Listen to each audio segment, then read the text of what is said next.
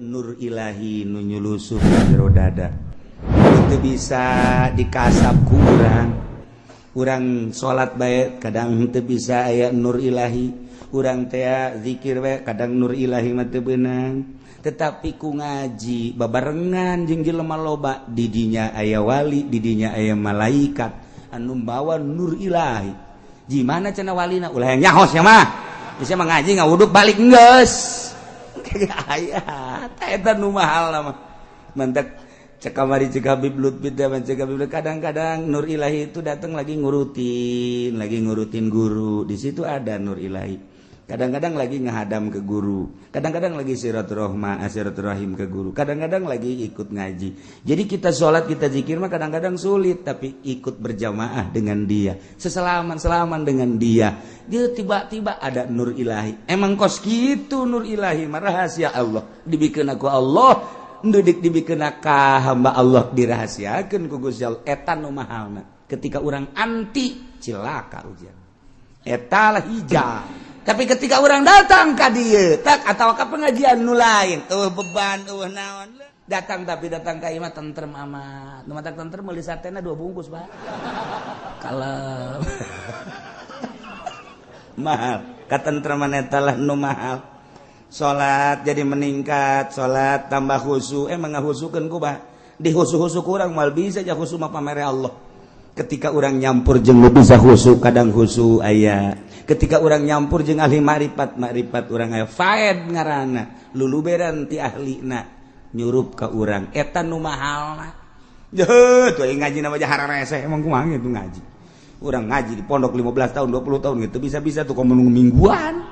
Bisa naon tuh ngaji kos gitu. Parangsana bebari meureun ngaji. Tapi tah nurut ilahi mah kos kumaha? Barang ngaji tak Masya Allah timbullah nyulusup Nur Ilahi set mun aing isuk paeh kumaha tuh rugi amat. Hanya sebuah mobil Avanza, hanya sebuah mobil Kijang anu ku urang dinikmati nangan sakadar sakit, tapi di jero kuburan nu bakar berhadapan jeung Allah urang kaput, tanda bahwa urang teu bagus. Ketika nyana ngaji teu merenung atuh gagah Nur Ilahi memang kumaha gitu. Sejuta kali gurunya nanggeus ti ditu asup ka jero hate nang Allah kan Nur Ilahi boa ieu nu bener mah asana salah aing deposito si itu kurang kumaha ngadalil jeung asana teu beres didongkrak ku Nur Ilahi, gagah Nur Ilahi mah kajeun ku kumaha gesan lah depositona sieun kadengekeun ku kiai tulah jangan takut enggak lah, saya pokoknya mau udahan aja. Nur Ilahi lah mun nancep ka dieu boleh lalagahan nu mantap kiai wani hudang jam hiji aju mandi aju ngalawudu aju salat padahal mah tunduh aya naonan aya Nur Ilahian ente mah Nur Ilahian barang neuleuh jam hiji simbut di ka dieu bedana aya Nur Ilahi jauhan kos kitu mah ulah hese-hese kebelah cenah jam 2 mah rada deukeut ka subuh hudang jam 2 kebelah setengah 3 tolol teh coba diengke-engke bae ku nyana ge engke naon eta Nur Ilahian ai kiai nu hudang ti beuting mandi wudu salat ko berani padahal mah tunduh aya Nur Ilahian gagah Nur Ilahi emang kumaha gitu nyulusup ka jero hate nu kadeuleuh hanya Allah alam akhirat nu kadeuleuh ngeunah naon sih di alam dunia ja urang geus hees bae ti leuleut datang ka kuari mah nya dek diteruskeun bae tolol-tolol teuing si awak jam ti baheula hees bae urang ja kieu-kieu bae perubahan amat isi awak teh tah ai eueuh Nur Ilahian mah tetep bae lonceng tinggal lonceng malah mah bel beker teh dikeriningkeun tah hudang dipencet teh bandeng sia padahal mah nang nyana blonte nang nyana hayang hudang jam 1:30 nang nyana supaya ngerining diteuleun diceulik hudang 1:30 goblok gadeng sia SD Nur Ilahian lo capek kajeun kuku lagi hese berat tapi aya Nur Ilahian kadang-kadang meweh beker hudang jeung sudang ti heula dideuleu can waktuna pareheman geus digandeng geus nyanana mah hudang eta aya Nur Ilahian. Pokona mun aya Nur Ilahian mah geus moal kabetrak kajeun kumaha ge kajeun cak urang capek-capean atuh henteu bae sep nyulusup ka jero teh cet urang emang Nur Ilahian aya urang ge kahijab lantaran Allah nyen kangjeng Nur Allah karim. Da ieu lah sing hararade urang hirup teh sakadar nungguan pae. Anu milu jeung urang penutupan pengajian teu milu ku ari ngamimitian pengajian sabaraha. Salila bulan puasa ge kula nyolateun deui aya nu geus teu diijabah nu jauh teuing atawa waktuna isuk-isuk embung es mah. Obat eta ahli ngaji anu keur penutupan milu na ieu ngamimitian mah teu milu. Aya nu kuari milu ye ngamimitian duh ka minggu hareup. Sahabat malakal maut geus neuleuhan bae nyawa di tengah nyawa di tukang nyawa di deukeut tangkal Ambon di ditu. Nah eta urusan maut mah teu kudu dipake kasieun jasieun ge datang bae maut mah. Ulah berani teuing jeung maut bakal datang. Nu penting mah sabada mautna urang meunang ridho Allah Subhanahu wa ta'ala cengcelengankeun modal urang yakni umur pake berbakti. Itung-itung ku urang mata lobaan pake ibadah apa maksiat kitu keneh ceulik. Lobaan pake ibadah apa lobaan pake maksiat kitu keneh sungut lisan. Lobaan pake ibadah apa lobaan pake maksiat leungeun suku urang itu. Hasibu qabla an tuhasabu, geura perhitungkeun ku urang memeh urang dihitung dirinci jaga di akhirat. Kitulah urang bersyukur dina minggu ieu urang sakumaha biasa sejak ngamimitian deui ibadah bentukna ngaji kaharti teu kaharti ngaji bae. Pokona nu penting enggo poe minggu datang diuk balik teu kudu hese-hese pokona mah diukna ge geus teu kudu di tengah-tengah majelis penting mah hadir bae geus aya nu deukeut tukang uduk kang sate, kang baso, pokoknya di mana bae nyan nyempilna, aya nu SMS-an bae, oh nyana di ditu, ya di kayak balik bareng, aya deres jeung lalaki deh, eta, mesti eta.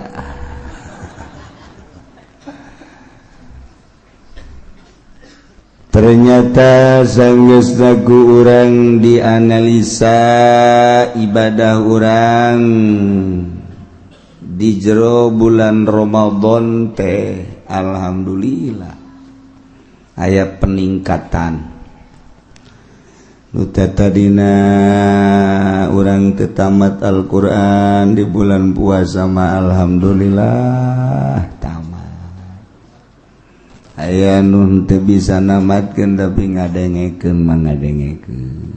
Aya anu tamat 2 kali sabulan. Aya nu tamat 3 sabulan puasa teu pohara. Aya anu 4 kali. Wih, lain lalaga. Bahkan aya nu laporan ka kula alhamdulillah kiai cenah kula sabulan puasa tamat 10 kali. Masya Allah, bagus jasa. Kos nuka Mekah, di Mekah lulumpatan muru Masjidil Haram yang berjamaah pohara eta ibadah di Mekah. Asal ngadenge azan, brung,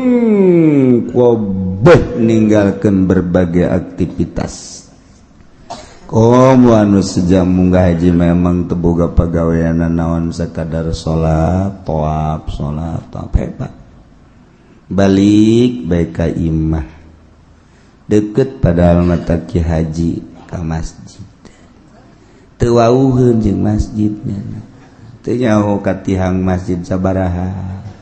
Teu nyaho ka samak masjid diganti apa henteu. di Mekah mah lulumpatan buru berjamaah sok itu pas sedek-sedekna tapi barang balik bae ka imah sakitu lalegaan henteu bae geus sebasa kali henteu diajakan geus sia bae ti heula diajakan ge henteu mawaan berarti teh Mekah bulan Ramadan gitu keneh beung di bulan Ramadan maca Quran teh wow pohara barang datang mereka bulan Syawal wari ge Quran di mana bade teundeuna geus teh pokoknya ikut tak urang teh ibadah teh kos kitu teh di Ramadan mah pohara jadi teh istiqomah tak kudu nama istiqomah di jero bulan Ramadan teh sok maca Quran Syawal ge maca Quran di bulan Ramadan taraweh bulan Syawal ge taraweh terus yang dikepung masyarakat sih bisa taraweh bulan Ramadan doang untung jelema anu kamari di jero bulan Ramadan ngalaksanakeun taraweh berbagai ibadah-ibadah tinggal orang memohon ke Allah urang nati Allah titah ibadahna ge ku Allah dibere tanaga jeung daekna ge ku Allah nurek narimana Allah pasrahkeun ka Gusti Allah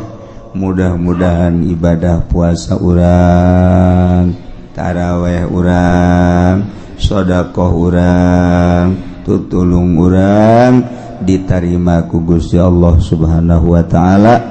hingga jaga aya bukti jang sampeureun urang gitulah urang seputar bulan Ramadan mararudik nuka Jawa Tengah Jawa Timur nuka Kulon nuka seberang alhamdulillah barang dihitung-hitung urut mudik tahun kamari ge can impas aja nu kuari ngahutang deui jadi gagedean hutang ulah sebenarnya mah silaturahim malah sunah daripada ngagedean hutang maningan mayar hutang kurang mati balik malah jang silaturahmi atau silaturahim ngahutang ulah kudu nama orang pas ini jeung pamajikan neng tahun kamari orang mudik ka Jawa Timur tahun ieu mah urang ulah mudik duit nu aya urang pake mayar hutang bae talamun saluyu mangeuna enggak tetap harus mudik aja bagaimana juga ini kan setahun sekali kalau enggak udah cerai aja wah ambalayah ya urusan teh eta kan kos kitu teu beres tah tinggal salakina bae hak bacakna aing talian bae tuh awak aing ieu mun salaladar bagina masyaallah geus kos kitu bae barudadannya seputar mudik nu jelas silaturahim urang ge mudah-mudahan diterima ku Gusti Allah sehingga ngajadikeun tali persaudaraan antara urang jeung dulur-dulur urang,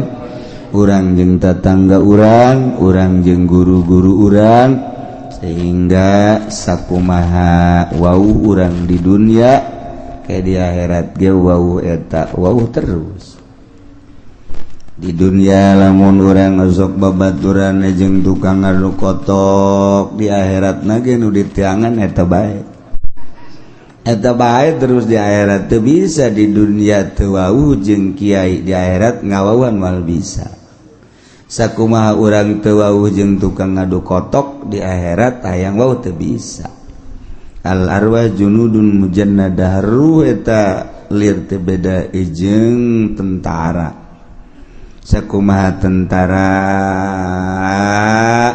grup-grupan sakumaha tentara sesuai jeung balok-balok baret hejo baret beureum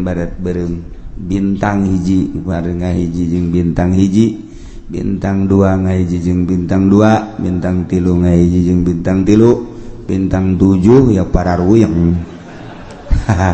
eta hiji ya tah jadi urang di dunia jeung saha kawau jeung saha babarengan di akhirat ge eta deui bae junudun mujannadah masyaallah kuari urang sejak di jero hate urang dek ngamulayan ibadah ka Gusti Allah sakumaha biasa ngaji selain minggu di lembur masing-masing ge digiatkeun pengajian-pengajian nu di masjid, di mushola, di majlis ta'lim mulai dikosongkeun lantaran serangan-serangan di luar kuari pohara jasa. Wahabi terus-terusan ngalengitkeun kunut, ngalengitkeun usolli. Riweuheun Wahabi maya nu kunut. Padahal di pasar Kemis bageus teu kudu diriweuh-riweuh boro-boro kunut subuhna ge henteu. Kita kudu diriweuh-riweuh nya kudu ngariweuhkeun kunut atuh subuhna ge geus henteu bejakeun ka Wahabi udah jangan bingung-bingung gitu pangkas dengan subuh-subuhnya bingung-bingung nya nama subuh geus urang mah teu aya subuh isuk-isuk lain dina waktuna ditanya ku urang sia salat subuh isuk-isuk jipan aing hees pan hees mah teu wajib salat di mana ya kitab HS wajib sholat tuh pinter tuh budak emang ke HS wajib sholat tuh kitab buat ijazah gimana ya jago tuh budak gak jawab lagi sudang tuh aing sholat hebabna koboan itu kesi pasing-pasing kan Gusti Allah jadi alhamdulillahirabbil alamin urang ngayakeun kegiatan ngaji di lembur ge digiatkeun guari sebab ieu Syiah terus-terusan salah cenah kiai eta Syiah teh panjang dongengna ke urang bahas dina kesempatan-kesempatan nu jelas Syiah nu aya di urang mah tepati beres Wahabi cenah salah tete kiai ai salah jasa dengan kurang pati bener ai salah jasa dengan kurang pati bener eta Wahabi na ye sing hade di urang mah Tangerang Bogor Serang Pandeglang Rangkas Bitung Lebak termasuk alhamdulillah Sunni yakni ahli sunnah wal jamaah solid aya ge pepeletekan Wahabi Muhammadiyah Persis lah teu dianggap aya kos nu eueuh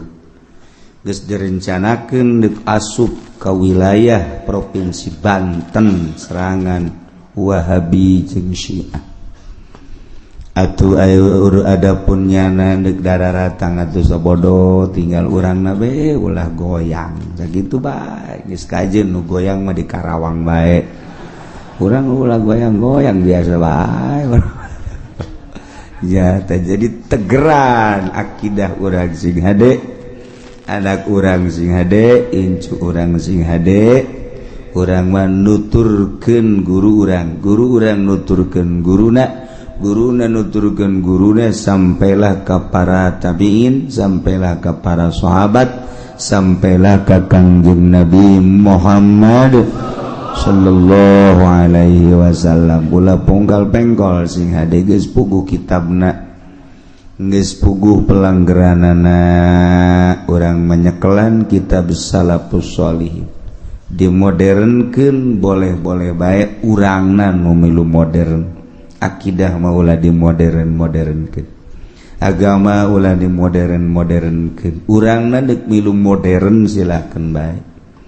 sok bae sakadar jang cacampuran urang supaya ulah aya ketimpangan modernkeun awak urang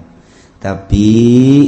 akidah jeung agama mah teu bisa dimodern-modern akibat dimodernkeun Quran dipotong-potong ayatna anu masih keneh bisa dipake nu teu bisa dipake kunyana disingkirkeun nah eta kos kadar itu kan teu beres antak sing hade Islam datang ke Indonesia dibawaku para wali Allah bentukna ieu kos urang kos ahli sunnah wal jamaah di luar negeri mah geus dirarobah walaupun negara Islam tapi geus berubah urang lamun neuleuh di Yordania lamun beja di Turki ku ari geus teu puguh kitu keneh di Tunisia kitu keneh di Maroko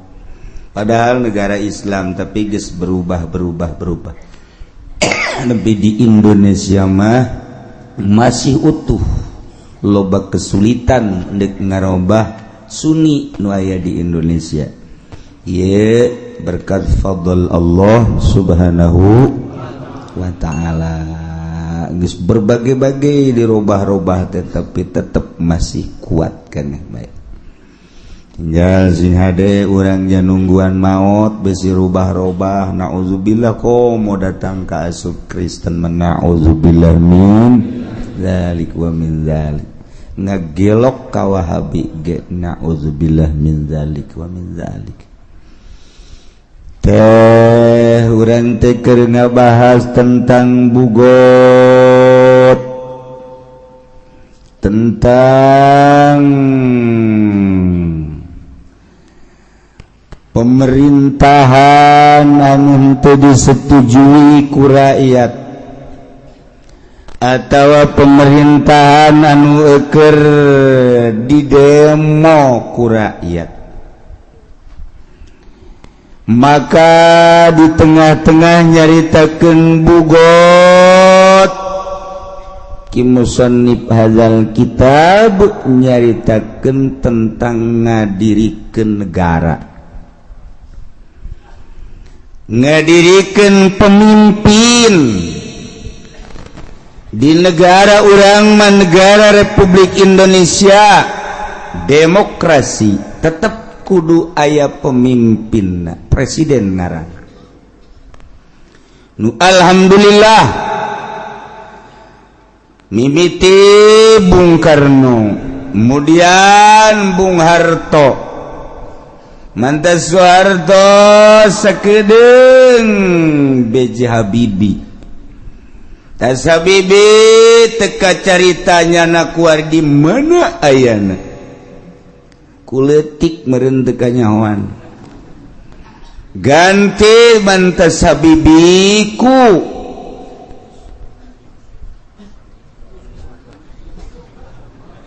usaha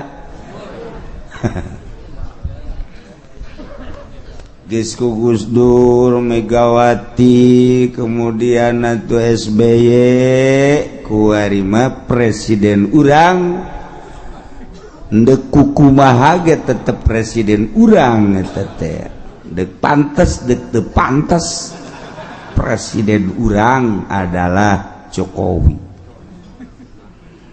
kudu diakui eta presiden urang dek kukumaha ge atuh dek kumaha deui sakitu ge deres bisa seuri keneh artinya presiden urang eta kajeun kukumaha ge presiden urang dirasakan kurang setelah ganti presiden weh dolar naik melambung perekonomian kuari keur ngarayap perpolitikan urang mun nyaho di jerona bakal sieun ngan lantaran teu nyaraho biasa bae urang nu mantak aya bagus teh urang bodoh teh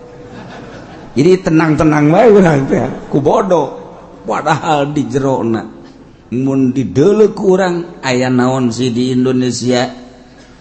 lantaran kok prajurit Amerika turun ku ari aya di Bali kok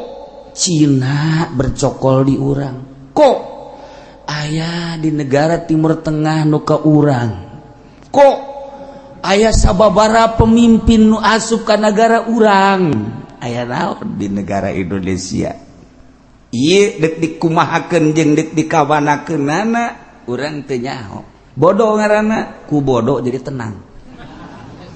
kalem-kalem bae urang mah bodoh teh atuh salat ge bodoh mah tenang bae Allahu Akbar kumaha teh kumaha lah mun ditanya Allah mah nyahoeun ieu beres luhur teh jelema kos kitu eta atuh emang bisa ada sakit itu kumaha geus teu diutar diatur deui urang mapan salat teh mimiti ngatur caina wuduna ieu bener apa henteu cai sah henteu dipake wuduna terus make syarat terus make rukun beres wudu kemudian salat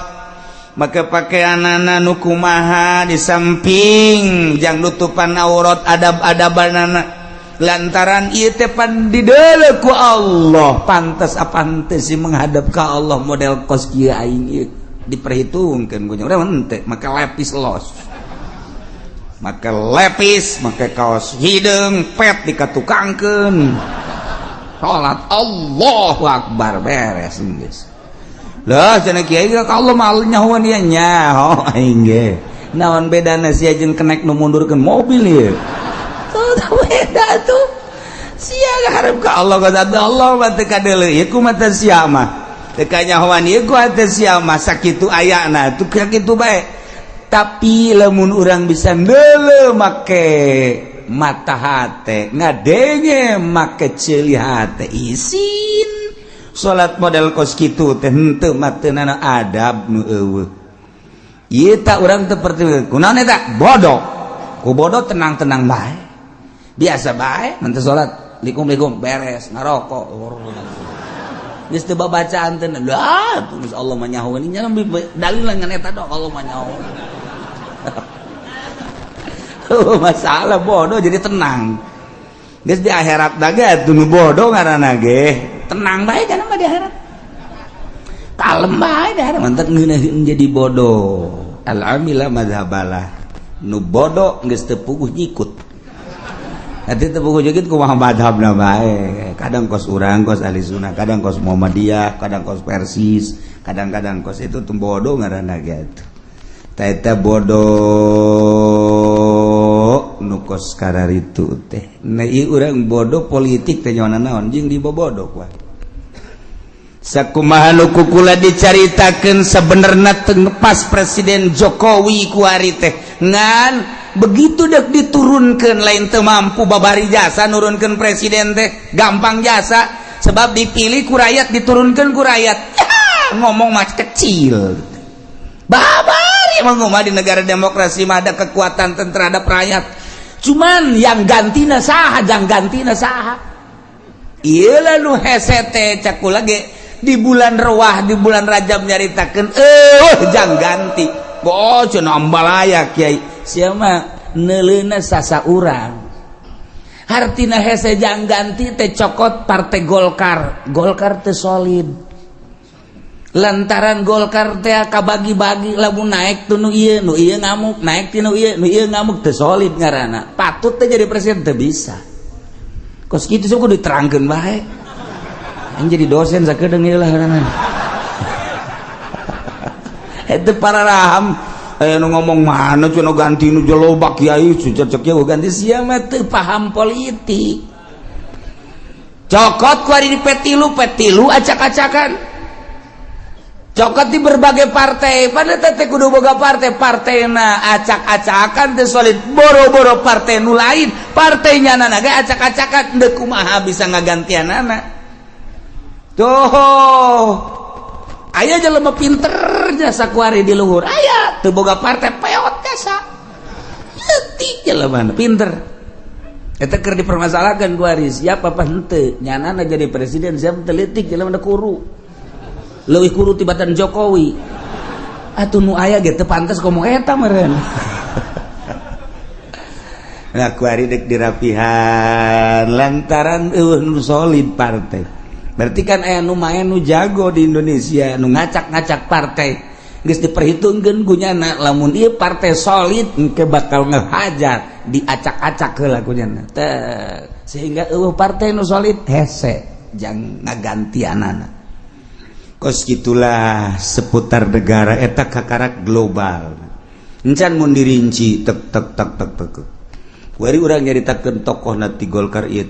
petilu di babari nyaritakeun kos kitu basa pira Indonesia aja jelema mereka hitung tek hese amat tuh hese amat babari cuman iyalah keberadaan orang kos kieu hese kasolidanan. Maka wallahu alam tinggal ditunggu 2 bulan deui. Lamun 2 bulan ieu rapi insyaallah lanjut. Mun 2 bulan ieu teu rapi wallahu alam bissawab. Bisa assalamualaikum warahmatullahi assalamualaikum warahmatullahi. Kari keur diurusan kuwae. Sebab naon perekonomianna mungsrut kuwae. Tailah lamun negara ekonomi teu jalan atau politik ge teu jalan. Ai negara mah moal bangkrut. Degekeun ku Celisia dongengna negara bangkrut moal aya. Nu bangkrut mah politik. Nu bangkrut mah perekonomian. Kambalina politik jeung perekonomi ka rakyat. Negara mah moal bangkrut. Nu mantap moal bangkrut atuh jelema titah malayar pajeg kabeh deuk bangkrut kumaha. Negara mana nu bangkrut eta mah ngomong doang negara bangkrut negara bangkrut moal aya setungtung aya presidenan aya kepala negaraan negara mana bae moal bangkrut nu bangkrut rakyat negara mah moal bangkrut ya kurang kuari malayar bae duit da ka mana ulah ditanyakeun goblok tama kumaha kepala negara tama kumaha gubernur kumaha bupati sia mah mayar bae adapun ka mana-kamanana kumaha aing goblok meureun sia mah ulah ngomong ulah nanya je pan sia mah kitu amat jadi bupati na ulah nanya pokona mah sia mah mayar bae geus wae ka ditu nama engke aing naik ku siap pilih deui bego meureun sia ieu si sia teh bego aing kabehan seakan-akan seperti kitu negara urang teh demokrasi apa lain wallahu a'lam pilih aing mayar pajak sia ka aing adapun duit deuk ka mamanana ulah hayang nyaho sia kumaha aing ji bupati kieu urang teluh bae yuk teluh mendingan ge kena bureuteu ieu beutengna ieu ulah kitu cek yeuna ieu udah bener di urang je APBD entah gerang sabaraha kota sabaraha di gubernuran sabaraha ieu teh pan rakyat teh bodoh teu nyaona naon ieu ku teu nyaona naonna tentrem teu nyaona naon ku teu nyaona naon teh jadi tentrem bupati ge tenang kalem biasa bae nya ge teu isine gak panggih jeung rakyat teh bupati salah teh teh isine gak panggih jeung rakyat bupati bego meureun mah ya tuh rakyat ge bego ieu geus ieu mah bego jeung nu bego masalah bararego kabeh tah kan seperti kos kitu tah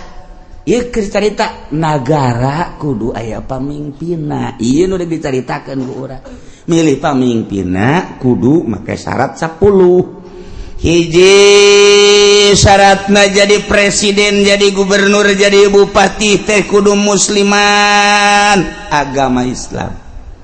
nomor kedua mukallafan kudu mukallaf ulah edan ulah budak leutik tilu huron kudu merdeka ulah abid opat zakaron kudu lalaki ulah cewek 5 kudu bangsa Koresian eta teh hartina mah nu boga pemikiran nu kuat nomor kagenep ka-7 kagenep adlan kudu nu adil boga pertimbangan secara syar'i nomor ka-8 nomor ka-7 mujtahidan kudu anu mantap ijtihadna otakna brilian nomor ka-8 sujaan gagah jadi pemimpin mah ketika aya nu neko-neko nyana dihareup kan gagah ngaran urang jadi boga pemimpin puluh ya play resep nomor ka-9 zaroin nu ngabogaan pemikiran anu istimewa cemerlang lantaran ieu teh negara di jero negara luar biasa jelema teh lobana berbagai-bagai keayaan kehidupan manusia nu aya di negara tah kalangan elit kalangan setengah elit kalangan anu non elit rakyat jelata ieu kan beda-beda eta teh kapan di bawah naungan presiden carana kumaha jangan majukeun kelas elit carana kumaha jangan majukeun kelas tengah elit kumaha jangan majukeun rakyat eta teh kudu boga pemikiran anu cemerlang zaroin wasamin jeung kudu boga dedengean ulah torek boga presiden torek hese Abasorin jeung boga dedelan wanutkin jeung boga ucapan bisa ngomong etalah syarat jadi pamimpin sahna jadi pamimpin teh nomor kahiji bil bayati di bayat yani bayatu ahlil hilli wal aqdi minal ulama'i war ru'asai wa wujuhin nas dipilih jadi pemimpin teh dumilihna ahlul hilli wal aqdi ulama-ulama pemimpin-pemimpin tokoh-tokoh masyarakat nu milihna jangan maju ke negara berarti nu kudu boga wawasan kaharep dek dikumahakeun ieu negara ulah ini peot dituntun aki-aki gagah nya aya aki gagah emang pen ini peot aki-aki gagah aki-aki titah milih nu buta titah milih dan lain sebagainya nu gering teu nya teu boga wawasan ulama nu titah milih teh jeung ulamana lain ulama Golkar ulama bangsa disugak sogok ieu mah ulama nu boga wawasan kaharep ieu nu milih teh jang supaya engke nagara dek dikamanakeun dek dikumahakeun pemimpin-pemimpin kitu keneh tokoh-tokoh masyarakat hasilna karak engke saha anu terpilih jadilah presiden di BAT dipilih ku urang kabehan nomor kedua jadi pemimpin teh bistikhlafil imami ku dijadikan khalifah ku seorang imam seorang presiden ngajadikeun khalifah lantaran nyana geus kolot daya pikir geus kurang nyana nyiapkeun jang pamimpinna nu geus digodog ku nyana geus dipersiapkeun jang mimpin negara dikamasankeun ka para tokoh tanya tentang politik tanya tentang ekonomi jeung budaya coba ge nyana geus mempersiapkeun ieu lah tokohna saksian ku para tokoh di urang meumeureun di parlemen nah ieu lah kula dipersiapkeun maka saat ieu kula ngalimpahkeun kewadagan kula wah naon kitu ngaranna jabatan kula terhadap seseorang nu ku kula dipercaya ieu lah makanya na mundur ieu naik atawa nyana wasiat mun kula paeh ulah kasasaha jabatan teh ieu bae sipulan Sayyidina Abu Bakar Siddiq radhiyallahu an nyana geus wasiat kula maot pemimpin ulah sasaha deui ialah Umar bin Khattab geus ketika Sayyidina Abu Bakar Siddiq maot geus teh kudu hese deui langsung Sayyidina Umar naik nomor kedua nomor katilu ieu nu kurang keur dibahas wa bistila'i jami syuruti sah jadi presiden bistila'i jami syurut ku ngalindih kana sakabeh pirang-pirang persyaratan syarat nu 10 aya di Kizaid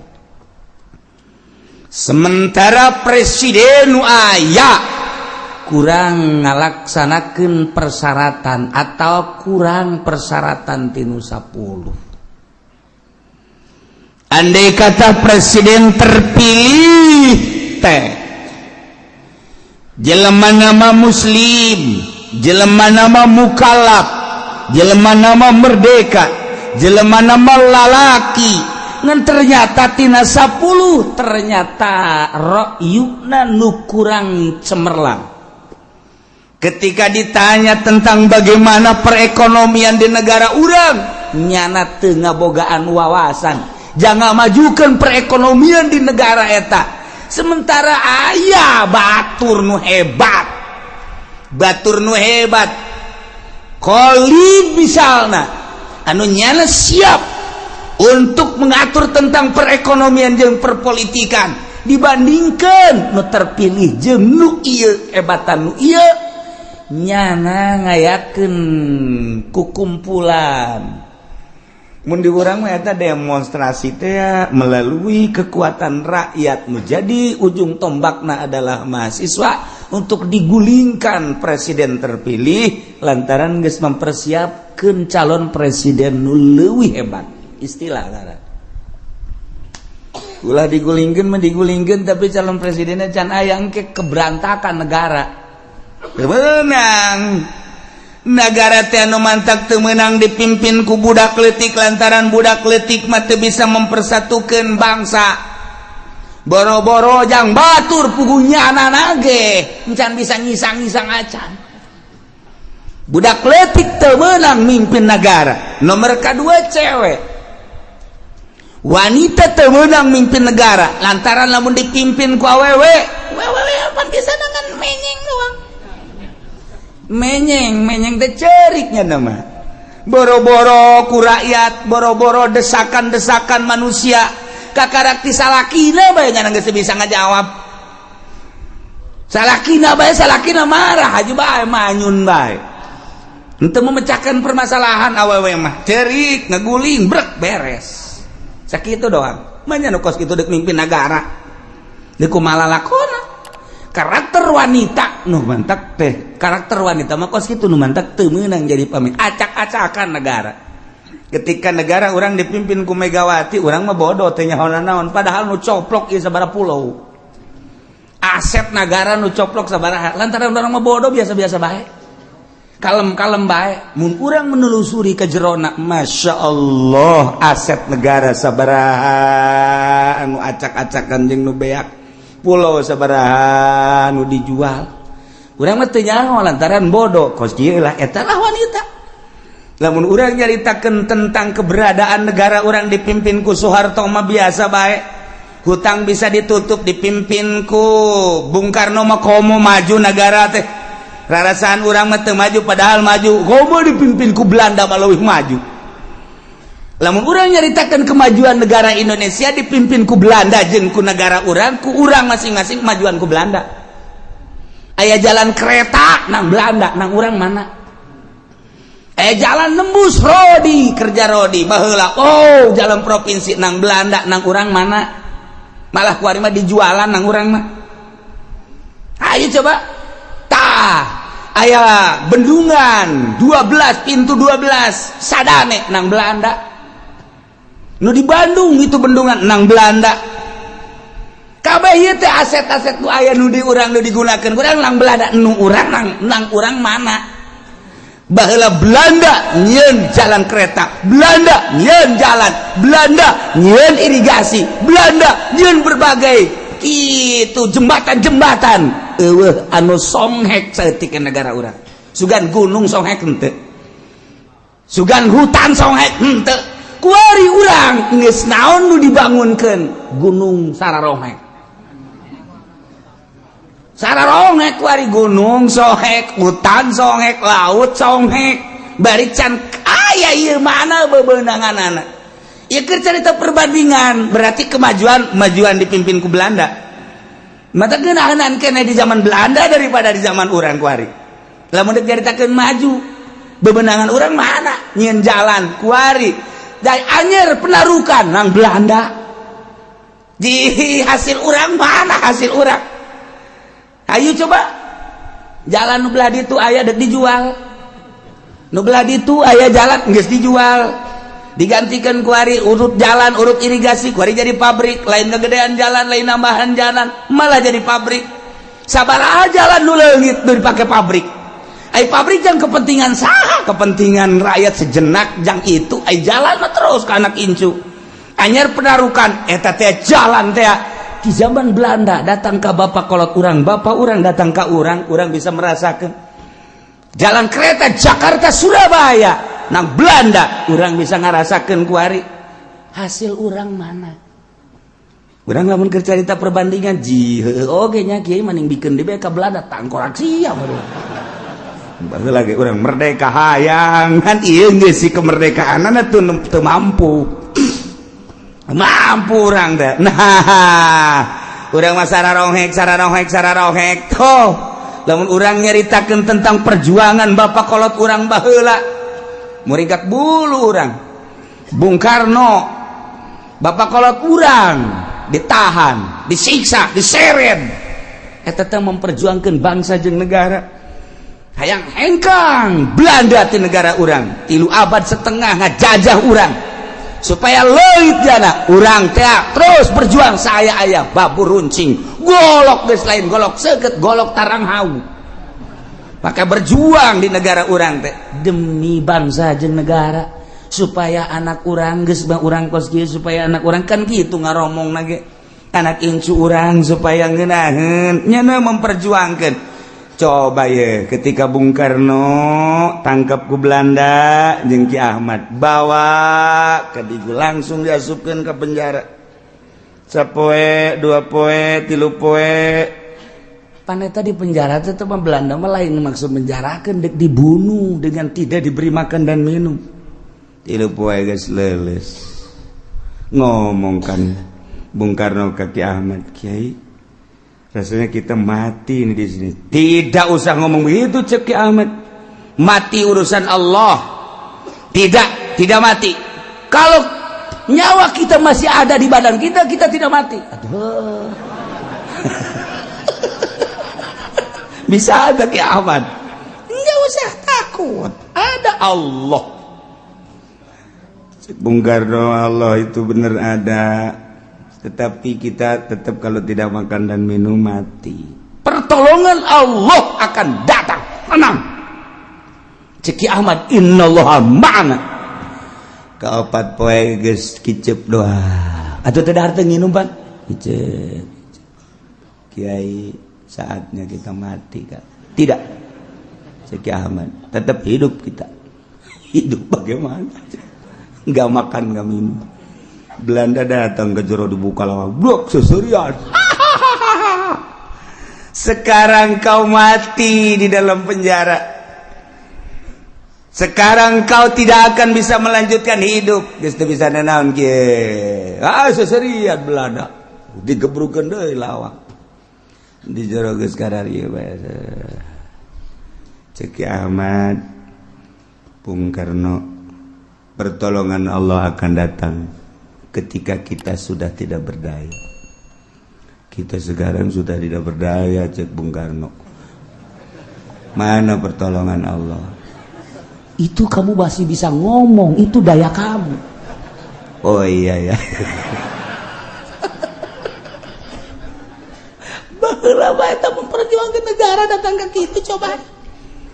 Kalau masih bisa ngomong berarti masih ada daya dan kekuatan. Ketika kita sudah tidak bisa apa-apa, baru pertolongan Allah datang.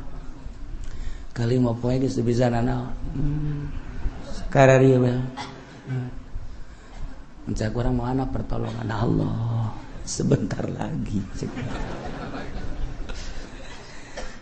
Ketika kita belum pasrah 100% kepada Allah, Allah tidak akan menurunkan pertolongan.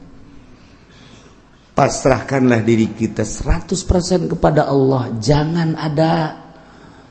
perasaan, kekuatan, daya di diri kita. Semuanya milik Allah. Ceki Ahmad kan gitu. Pasrahkan semua kepada Allah. Nanti pertolongan Allah datang. Bung Karno geus kieu bae. Geus teu ngomongnya. Teu dahar teu nginum. Kunaon ka sore jol bae jelema datang mawa sangu lewat erang-erang tah di penjara teh pan aya nu bolong sagede-gede di luhur lobang angin asup ka dinya set bluk mawa sangu dahar di jero ayo kita makan ini pertolongan Allah dah Bung Karno ge bingung di liwat mana jelema ieu di lawang dikunci bisa mawa sangu segala rupa ieu. Wow, segala geus beres dahar, aya sambal segala geus di jero geus. Insyaallah wahara jasa. Beres datang kokobok set sasalaman, naik deui lewat eta deui lubang angin set keluar. Bung Karno teu ngomong. Eta saha teu ngomongnya. Jeung nang nita saha teu ngomong. Deuk ngomong ka Ki Ahmad bisi salahnya. Secara kanan bae di jero. Awat ada kiai ulah abah kita besok ngaji mingguan di dia ngajina hikam teh. Ya Allah ya Rabbi. Geus rada ya tanaga teh poe eta. Isuk datang deui lewat eta didelegeun bae ku Bung Karno. Set datang deui. Duhar mantep. Pohara jasa. Hari ke-6, hari ke-7 mah datang deui. Ka-8 tetep nanya Bung Karno. Siapa sih? Jangan tanya. Tuh bener bae ceknya. Aing carekan deh. Teu beunang nanya saat-saat kos itu teu beunang nanya. Pertolongan Allah nanti setelah kita keluar baru saya jelaskan. Masya Allah. Tak eta teh bisa datang lewat eta ke jelema kiai. Datang ngosang. Hari ke-8 ke-9 Belanda mawa kitu tempat mayitnya naon Kurung Batang dianggap pae kan. Jangan apa kau jangan mau Kurung Batang buka begitu buka blek nyara kerkarari ada apa cak Belanda ini bukan orang tutup lagi siapa atau Belanda ge nah itu geus dianggap paeh atuh hirup kayak gagah jasa tuh tutup sekian bukan orang ini siapa nah seserian dia ada di jero duaan bae Belanda sieun cenah ka urang cek Ahmad teh padahal urang geus sieun gayana negara dek jadi pemimpin negara pohara jasa digencet kapan didigul teh tapi kan meleset jelemana blek ka Jakarta nu digencet nama hanya tangkal cau coba eta bisa kos gitu. Nah setelah diperiksa di bredel kieu dek dipaehan disiapkan tadi mau Kurung Batang kuari mau stem disiapkan begitu asup kan dia langsung tembak bae geus Belanda orang jelemana milu keluar jalan nu tadi set berangkat kabeh Belanda kaget kemana bingung Belanda yang bisa keluar lewat lubang itu mah bukan orang setan cakna Belanda deui keur kacaritakeun na eta zaman baheula memperjuangkan bangsa jeung negara datang ka kos kitu nah ieu keur carita eta lewat dinya jaba anu ngiriman sangu jaba nyeuna keluar lewat dinya kok bisa karar itu hasil tapa dek mimpin negara teh tapa heula lamun patilasan Bung Karno di Jawa Timur patilasan Bung Karno di Bogor patilasan Bung Karno tuh di Bekasi patilasan Bung Karno tuh di itu di mana gitu di Ciherang patilasan Bung Karno di dia di Banten tapa Bung Karno mun urang nyaritakeun Padang aya patilasan Bung Karno urang nyaritakeun Aceh aya patilasan Bung Karno etalah endek mimpin sebuah negara tapa heula tah dipimpin ku jelema nu tapakan ngeunaheun urangna sebab naon beraninya ngeunaheun adapun kadituna urusan jabatan dan lain-lain sebagainya eta mah geus macem-macem geus kaditu tapi eta lain lalagan bisa asup kadinya eta si kiai saha nu asup ka lawang eta tah ka naon gara-gara lubang angin moal sangu set kiai urang Tangerang kiai datang ka dia set beres dah mah dibejakeun kiai oh, udah banyak. Terus jadi gali ke kuburan anak. Takut itu kan wahara mimpin negara teh lain lalagaan satu suara. Teu bisa dibobodoh atletik mah. Sakumaha urang teu bisa dibobodohna ketika Saddam Hussein kamari gerak. Ku ajeun tinggi ulah-ulah ge simpati bangsa, simpati manusia umat sadunia simpati kabeh moal pati-pati simpati lamun di jero benak katena henteu aya kemurnian moal aya seluruh lapisan boh kafir boh muslim simpati terutama mukmin simpati ka Saddam Hussein bari di jero nagarana mah aya anu ngalecehkeun ka Saddam Hussein tapi tetep baik kesimpatian teh teu bisa dibeli lantaran di jero na aya mutiara sakumaha simpatina bangsa Indonesia ke Bung Karno lain di Indonesia baik Jepang simpati ke Bung Karno Arab simpati ke Bung Karno bahkan titi mangsa Bung Karno teh ya mun urang ke Mekah atuh aya di Arfah aya titi mangsa Bung Karno di tempat sai aya titi mangsa Bung Karno, di Baitullah aya titi mangsa Bung Karno, lain jelema leutik berarti. Lamun urang nyaritakeun tentang keistimewaan Bung Karno ketika ke Afghanistan anu nganyahokeun makom Imam Bukhari secara mendunia Bung Karno. Jehe lain lalagaan, tak urang lamun nyaritakeun sejarah ngan teu dipuat. Aneh, nu dipuatna hanya nu nakal-nakalna bae. Cinta wanita lah nu dipuat teh. Tentang KPKI-an lah nu dipuatna, teu positif padana. Negara jadi merdeka hanya sakitu bae. Lain-lainna teu pernah dibuat. Ketika Bung Karno diundang ke Afghanistan, gideug Bung Karno karena dibutuhkan wawasan Bung Karno di Afghanistan Soviet, maka Bung Karno siap. Yang penting tolong carikan dulu makom Imam Bukhari di mana. Setelah ada nanti saya ke sana. Atau pansanagara neangan makom Imam Bukhari. Begitu datang ke itu salah cek Bung Karno, bukan itu makam Imam Bukhari mah, yang ini nunuduhkeun Bung Karno. Lain jelema leutik Bung Karno teh nu mantek mun nyaritakeun Bung Karno moal anggeus-anggeus dijore-jore Bung Karno, simpati bangsa jeung negara tetep bae. Di PKI di lain bae cekate lain bae eta mah sekadar sebuah sejarah anu bisa diplesetkan. Hate leutik bangsa tetap lain Bung Karno seorang waliullah. Hese dek galejitkeun ka gorengan, dek galengitkeun kabagusan Bung Karno supaya jore teh hese. Sakumaha hesena urang dek kabaguskeun Pak Harto hese bae. Hese bae kumaha meureun eta mah. Kumaha meureun kajen dibagus-bagus ge teu daek bagus bae. Hese bae. Lain kaayaan buktina tapi di jero benak hatena. Anu padahal di akhir nama Pak Harto ge bagus di akhir nama. Yang sepanjangnya ngajawab teu bagus, hanya detik-detik terakhir nu rada bagus. Rada bagus teh rencanana. Tuh, Gus Dur dijore-jore eta tetep bae. Nu kamari anti Gus Dur, nu kamari ngajorekeun Gus Dur, nu kamari buta ngabuta-buta Gus Dur. Kuari mawaan zarah nyana nu untung. Nyana nu untung. Nu kamarina ngaulah-ulah ngang buta-buta je Gus Dur ya kuari yuk kita zarah yuk kesan je tolol teh jelema teu bisa dibobodoh artina hate leutik namanya nana ge ngabuta-buta ge eta mah ngan sakadar muatan ngan sakadar aya kepentingan. Ketika berbicara dari hati nurani nyana ge mengakui atau boro-boro di dalam negeri, luar negeri,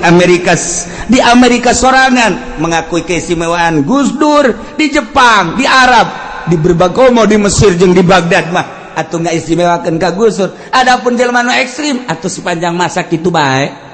Mantek urang kuari-kuari mung magahan ngaji, ulah dianggap bahwa ka urang teh haju manut kabeh, ka urat nurun kabeh. Bisa tukangeun malobaan kenana tersebut biasa bae. Atuh antepkeun ke kanyawana mah jadi akhirat ieu. Tuh urang mah urang bae ngaji bae hayu. Nu ngomongkeun nu nyaci maki nu anu emang teu kadenge ku ceul aing teh kadenge. Atuh karajen ke buktikeun di akhirat. Je parangsana tah. Atuh hayu bae urang ngaji bae geus pokona mah. Masyaallah. Urang lamun nyaritakeun kaagungan Allah ketika Kangjeng Nabi diangkat jadi rasul. Eta teh dulur-dulur nama anti ka Kangjeng Nabi. Tatangga nama anti tapi orang jauh mah orang Madinah nyambut kana karasulan Kangjeng Nabi. Lamun urang nyaritakeun kuari atuh sarua bae. Kuari teh jelema nu simpati ka dieu bae ka pengajian ulah ka kulana ka pengajianana nu ti Serang tu Pandeglang ti Jakarta Bogor nu ti Tasikmalaya aya anu ti seberang sagala. Tapi di sekitar nama biasa ngajebian atuh masalah. Masalah tuh nyana-nyana urang-urang engke kanyahoan mah jadi akhirat ieu jahat leutik namanya ge ceurik. Emang teh ceurik-ceurik kata leutik lah mah. Kok ku nyana henteu milu aya muatan di jerona ego di jerona. Antepkeun rugi-rugi nyana untung-untung nyana. Urang mah ngaji bae. Jang ngajina ge lain hayang maca kitab ieu mah lain. Ya hese maca kitab mah hese. Neukna itu mah ngawuduk we pokona geus titik. Tapi lain eta ngaji teh neangan file maca mah bisa kadang nyurah bisa itu kene nu teu bisa ngajak kitab lah ngadengekeun bae nu dibutuhkeun mah lain eta naon ieu nur ilahi nu nyulusup ka jero dada nu teu bisa dikasab ku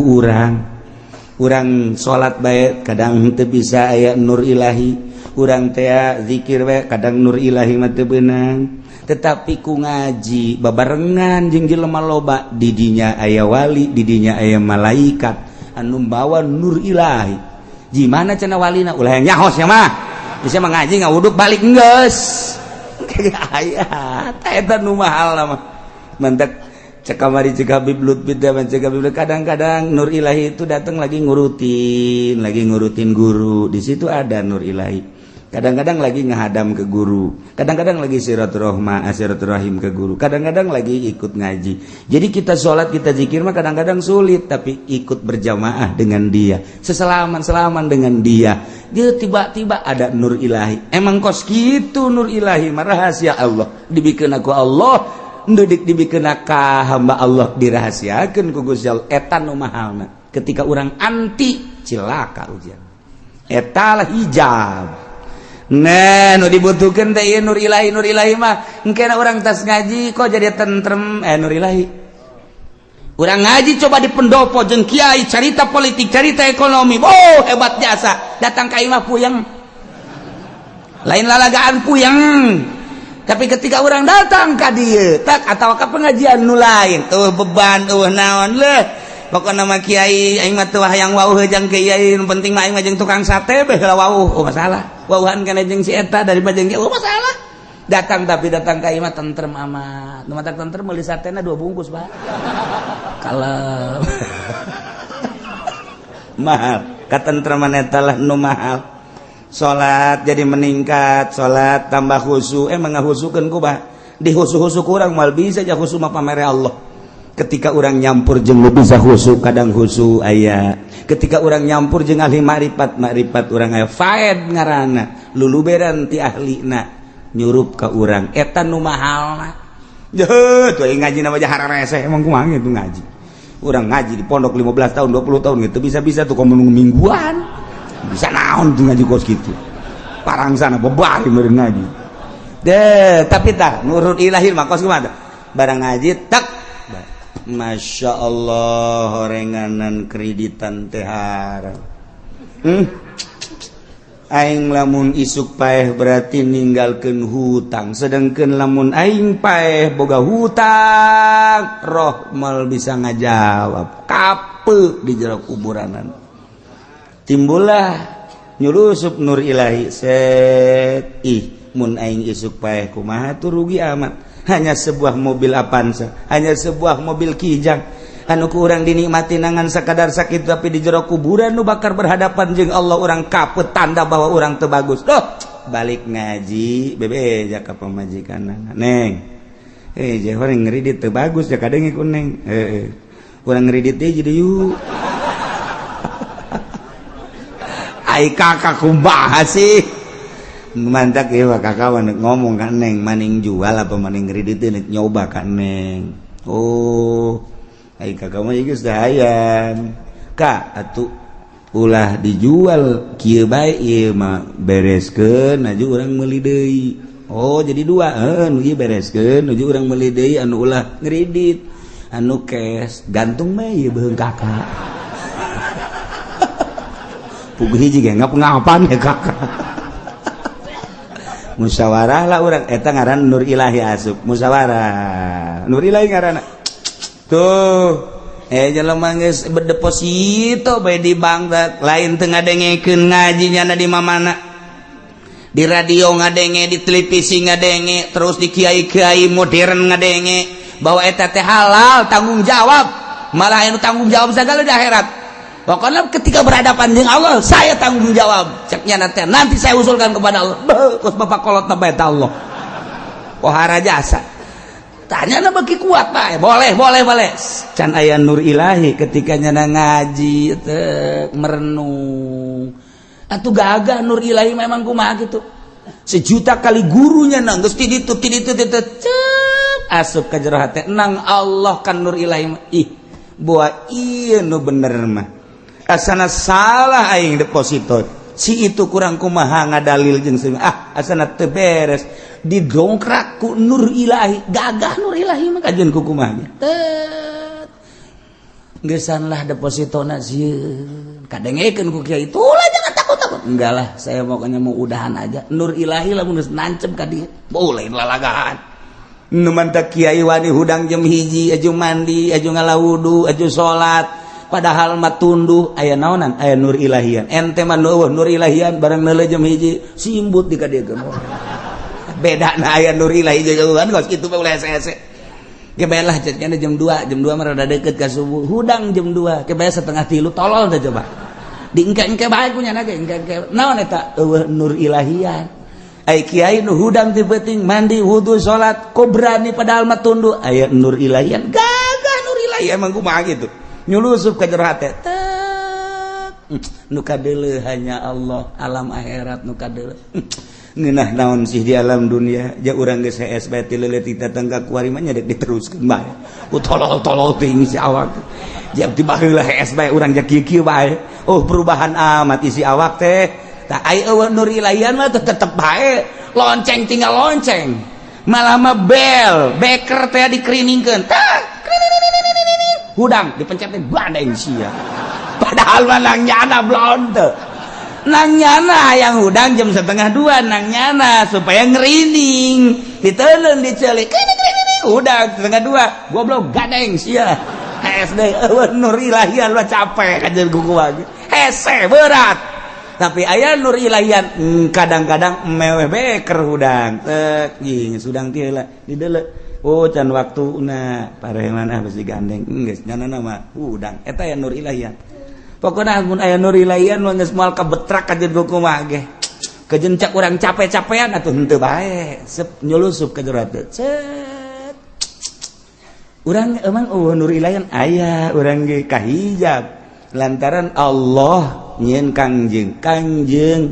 Nur Allah ieu mah keur carita sompralna ya Jabir hei Jabir awwalu ma khalaqallah pangheulana nu diamel ku Allah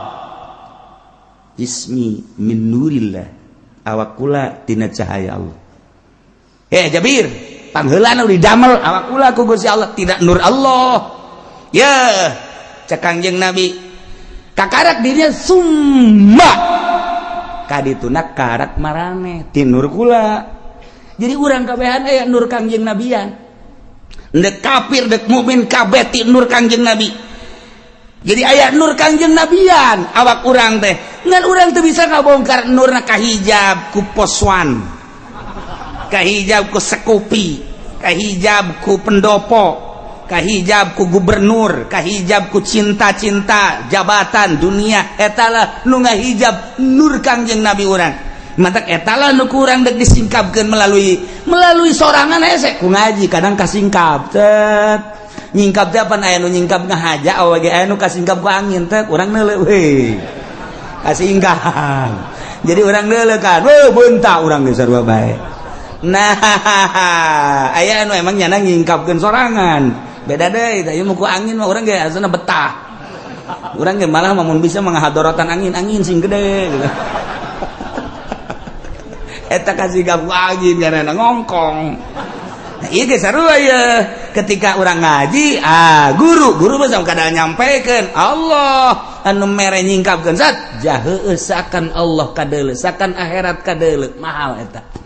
tuh keluar bae kadeuleu Allah set neuleuh bae awewe katutup deui barang neuleuh jahe eueuh teh nu tadi teh eta indahan nanya jahe kemana pulangnya ke Cikupa saya ke Cikupa iya saya sendiri bonceng boh mantas ngaji ngabonceng jahe Nur Ilahi kemana itu Nur Ilahi sebareres jelema iku mah nyaritakeun doang emang anu kitu ulah loba omong pokona mah kitu bae geus pokona mah cak anu ngabonceng sial teh kieu nyahoman ulah loba omong asana anu bebeja anu bebeja ulah sok anu bebeja teruskeun bae engke asana nya minggu haleup moal ngaji terus anu nitas ya ngaji ka dieu ngitah henteu nah wabistila ijabi surut jadi menguasai ngalindih kana sakabeh persyaratan nyana bisa ngagantian presiden. Nu katilu bisa jadi pemimpin teh ku ngalindih ngelehkeun nu jadi pemimpin lantaran pemimpin kurang memenuhi syarat atau teu ngalaksanakeun kana persyaratan-persyaratan kepemimpinan nyana siapeun disleding ku nyana dikorin melalui ku kekerasan kekuatan demo berarti gulabah ba'da mautil imam atau sabada paeh langsung nyana berdiri atau melalui kekuatan tadi demo disiapkan nyana lamun urusan demo kuari Mesir teu beres-beres kepemimpinan teh perebut kepemimpinan sebenarnya mah Mesir mah ahli sunnah wal jamaah hebat kok bisa perebut di jero nama lain perebut nu katumpangan ku Amerika nu perebut masyarakat resep ka pemimpin itu kudu caritakeun ku kula ngaranna ieu ditumpangan ku Amerika titangalindih sementara masyarakat anti ka Amerika salilana kitu bae atuh pilihan masyarakat elehkeun deui ku ieu mah dimodalan ku Amerika gulingkeun deui ya pemimpin ieu masyarakat teu resep kanu ieu nyieun deui pamimpin gulingkeun deui datang ka kuari teu anggeus-anggeus kuari aman melalui serangan ISIS masyaallah terus-terusan ISIS hayang menguasai dunia. Terus asup deui kuari ka ditu ka naon kitu ka Turki. ISIS geus dipersiapkeun deuk asup ka urang. Ka Indonesia ISIS teh geus asup, geus aya mata-mata. Agen ISIS di Indonesia teh geus aya.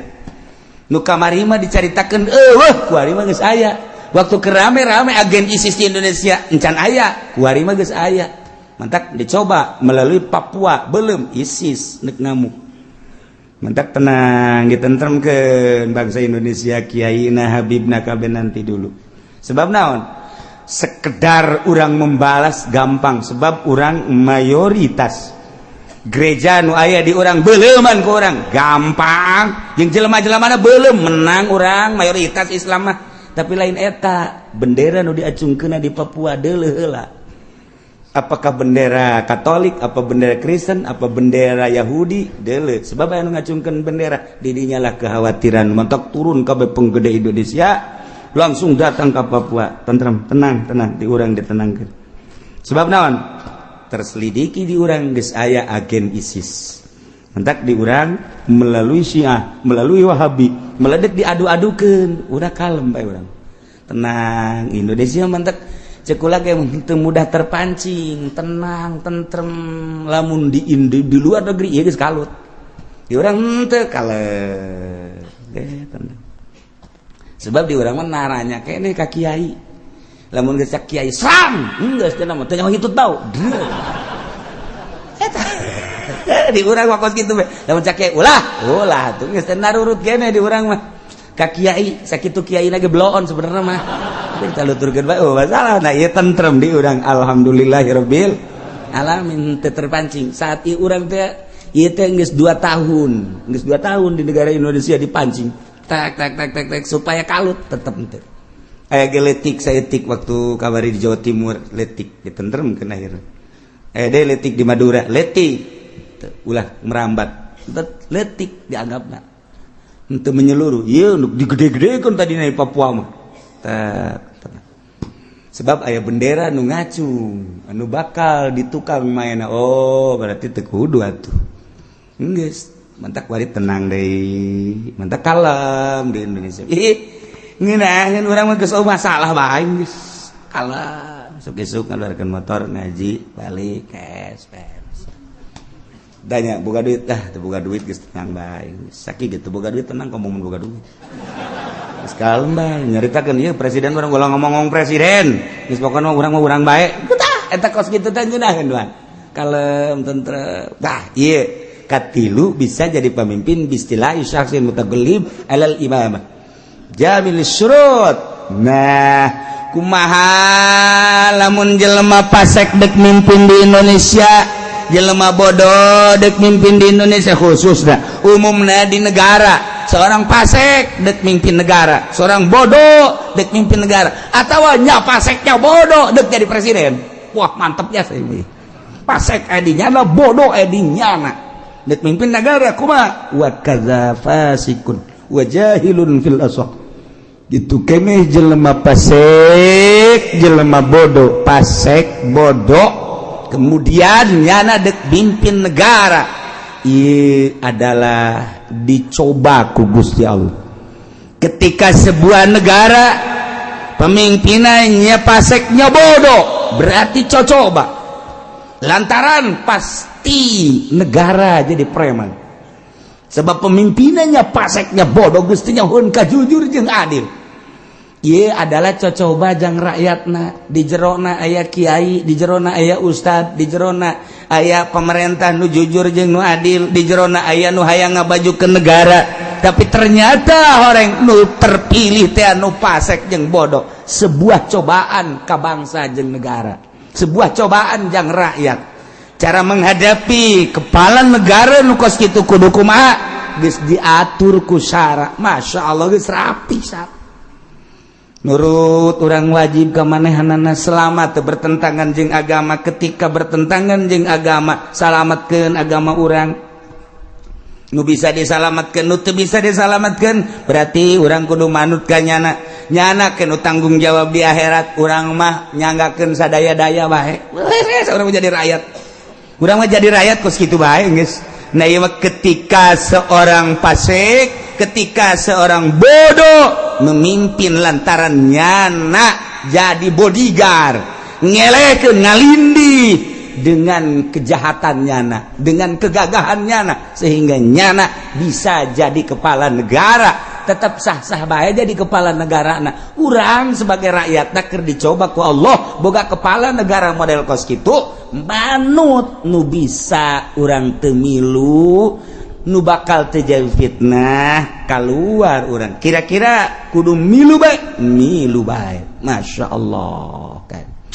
urang mun dicaritakeun kuari loba anu pinter nu jujur jeung adil tapi nu terpilihna seperti nu kieu sah bae jadi kepala negara sebab nyana geus kondisikeun silahkan bae walaupun kumaha ge kumaha nyana bae wa in kana asyan sanajan nyana doraka sanajan nyana memaksakan jadi pemerintah jadi presiden doraka urusan nyana urusan urang tetap sakadar manut kana aturan-aturan nyana urusan agama nu urang bisa keluar ti aturan nyana keluar nu urusan urang bisa nyelindep salametkeun diri urang Masya Allah tah gitulah carita nu mentek ayalah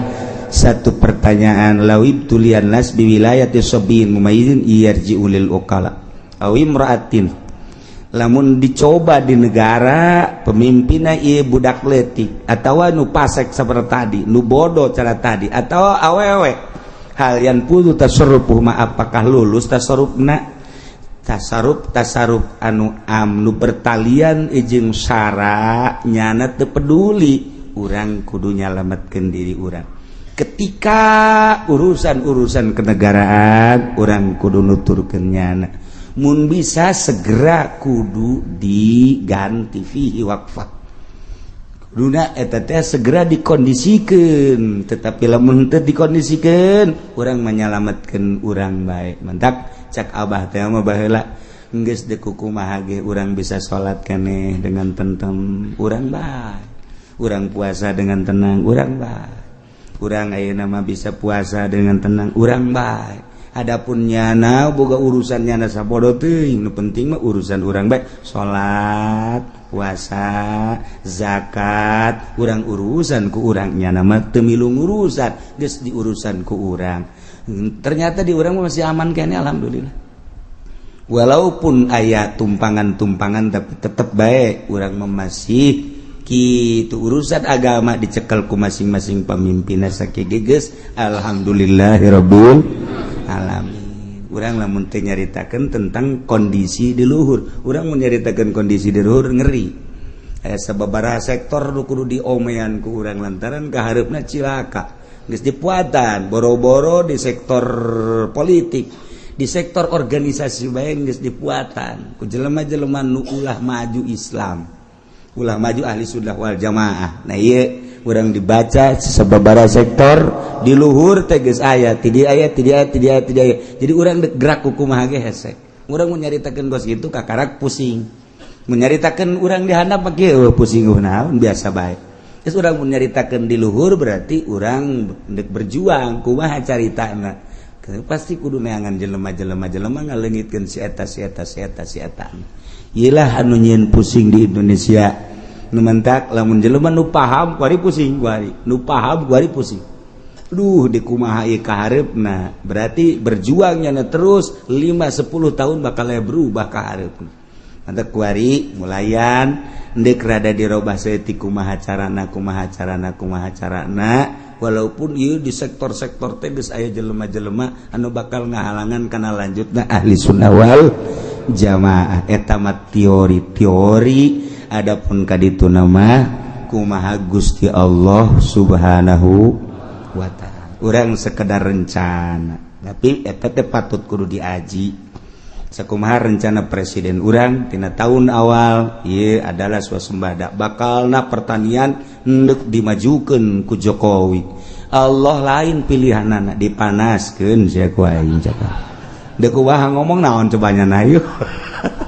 kolektor geus disiap-siapkeun dan lain sebagainya nu terjadi telak nu aya itu urusan urang rencana Allah anu memutuskeun nyanggakeun sadaya-daya qultu wallahu a'lam